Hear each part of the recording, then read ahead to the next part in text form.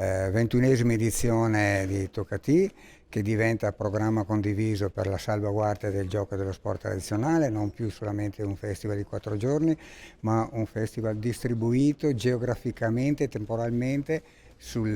tra varie comunità italiane ed anche tra i paesi che hanno sostenuto la candidatura UNESCO, ufficializzata a Rabat il 1° dicembre dell'anno scorso e ulteriormente ufficializzata il 5 di settembre al Ministero della Cultura italiano, che ha consegnato una targa in merito. Quindi 21esima edizione, ritorniamo, speriamo definitivamente alla metodologia, all'organizzazione pre-pandemia, quindi abbiamo un ospite d'onore, è il Portogallo, che porterà circa 80 tra giocatori, danzatori e musicisti quest'anno, e li porterà a confrontarsi, come da tradizione, con le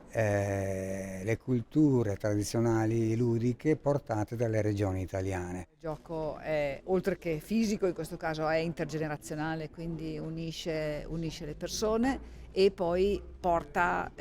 in questo caso, paesi diversi a confrontarsi. Abbiamo le comunità ludiche italiane, ci sarà il Portogallo ospite, ma ricordiamo che Toccati è una pratica internazionale che coinvolge diversi paesi e quindi che mette in dialogo le comunità ludiche e anche le città. Lo vediamo anche dalle presenze turistiche, che c'è un movimento significativo sulla città nei giorni del festival. Poi la sfida sarà non così intenso, anche perché è molto impegnativo dal punto di vista logistico, però portare questi temi nelle scuole durante tutto l'anno, nei quartieri, nei vari punti della città, per rendere il gioco un patrimonio condiviso da tutta la città, oltre le comunità giocanti. Sapere prodotto all'università deve contribuire alla crescita civile e culturale del paese, quindi noi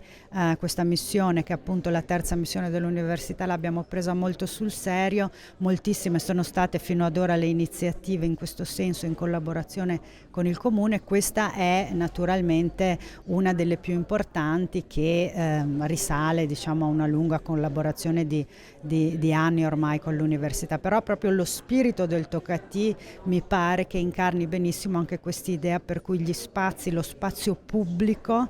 viene abitato, viene, diciamo così,